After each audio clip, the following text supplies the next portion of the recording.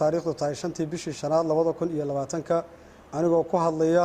magaca ciidamada BMBF iyo magaca agaasimaha iyo saraakiisha ciidanka badda Puntland ee BMBF waxaan tacsi u dirayaa dhammaan shacab weynihii magaalada Qardho ee dhibaatadu ku soo gaadhay fatahaadii ka dhacday magaalada Qardho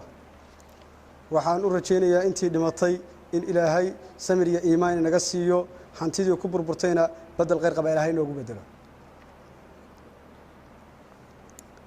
intaas kadib waxaan rabaa inaan xuso ciidamada BMBF oo qayb weyn ka qaatay badbaadinta shacabka annagoo xoog iyo gaadiid ilaa iyo iminka kaga qayb qaadanayna waxaan munaasabadan rabaa inaan ku wareejiyo guddiga gurmadka Qardho lacag dhan $15,000 oo lacag dhan $15,000 oo ay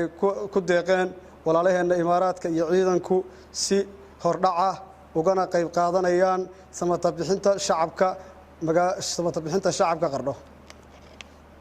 waxaan kaloo rabaa inaan xuso inay jirto qalab caafimaad oo isbitaalka la soo gaarsiin doono iyo iska rogooyin haddaba ka qayb qaadanaya soo celinta iyo hagaajinta bilicda magaalada Qardho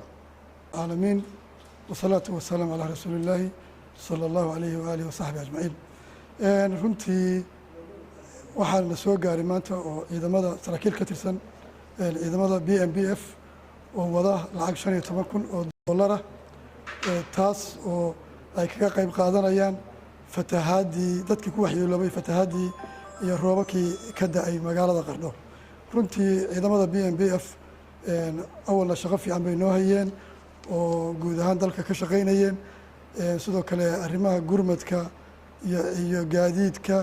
iyo haddii la ciidamada sabata bixinaya dadka markii fatahaadu dhacday intaba gacan bay ka geysteen dalkana awal shaqo fiican bay u hayeen runtii aad baan bogaadinaynaa ciidamadaasu shaqadii hore u hayeen iyo hadda dhaqaalaha ay ku deeqeen mid kalena waa ka sugaynaa si hadda sheegeen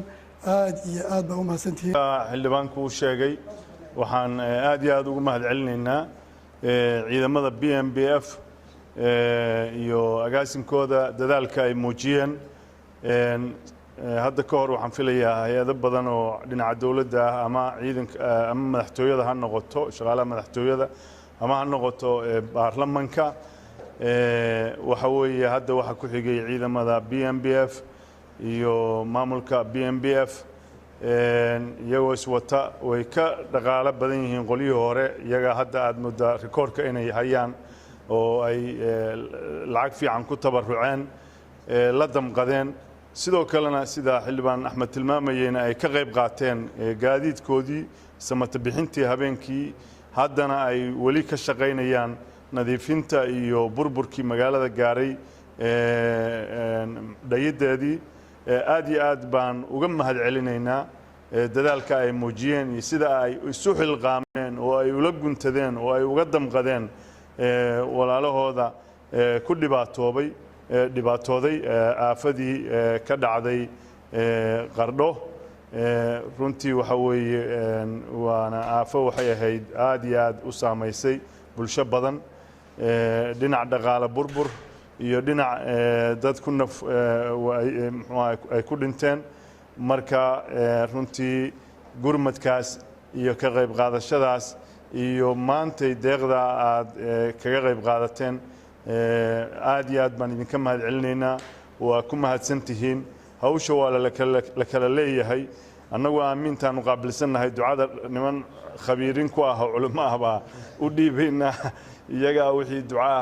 raacin doona haddii alla idmo annaguna aamintaan xoojinaynaa aad iyo aad baan idinku mahadcelinaynaa waa mahadsantihiin الرحيم الحمد لله ثم الصلاة والسلام على نبينا محمد وعلى آله وصحبه أجمعين نبي وحير صلى الله عليه وسلم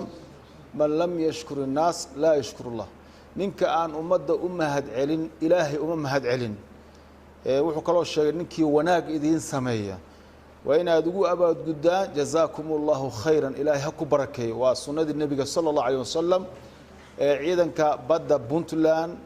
ma aha maalintii ugu horeysay waxaan joogay Dangorayo daad ka dhacay baabuurtii ugu horeysay oo hadeerba joogta daadkaasna way joogeen mana noqonayso maalinta ugu dambaysa insha allah waxaan marka bilaabaynaa maadaama ay saas yihiin sharafta iyo karaamada dee amniga iyo wanaagiina u dheer yahay aamiintana hal la xoojiyo ilaahay waxaan u weydiinaynaa dhammaan mas-uuliyiinta ciidanka badda puntland agaasimaha saraakiisha qolada imaaraadka kulli waxaan leeyahay allah barakeeyo amiin aamiintu waa yartahay allah barakeeyo ilaahay waxaan u weydiinaynaa sida ay noola xanuunsadeen wax khayr allah ugu bedelo ilaahay waxaan u weydiinaynaa xaasaskooda allah barakeeyo awlaadooda allah barakeeyo caqligooda allah barakeeyo maalkooda allah barakeeyo kii aan xaas lahayn xaas fiican allah siiyo waxaan ilaahay u weydiinaynaa meesha ay ka soo saareen meel khayr allah ugu bedelo borobalemo badan baa jira allah ku badbaadso sadaqada ay la baxeen dhammaantood ilaahay waxaan u weydiinaynaa mid ay adduun iyo aakhira kulligaanba allah uga dhigo waxaan ilaahay u weydiinaynaa mid ay ku harsadaan carshu raxmaan wakhtiga xisaabta allah uga dhigo ilaahay waxaan u weydiinaynaa juhdiga ay bixinayaan daawo ha ahaato baabuur ha ahaato dhaqaale ha ahaato ilaahay iyaga ha ku badbaadiyo iyo wixii muslimba ilaahay subxaana wa tacaala waxaan u weydiinaynaa sida ay nooga farxin allah uga farxiyo sida ay nooga farxin allah uga farxiyo arrimahan guud oo maanta adduunka oo dhan haystana oo la yidhahdo covid-19 caam ahaanna allah inaga badbaasho khaas ahaanna iyaga allah ka badbaasho iyaga hadda wax noo dhiibaye allah ka badbaasho caam ahaanna allah inaga badbaasho wixii bukaa allah caafiyo inta dhimatana allah u naxariisto ilaahay waxaan u weydiinaynaa sadaqada meesha ay ka soo saareen naftooda maalkooda xaaskooda caruurtooda caqligooda kulli allah ku badbaadso shari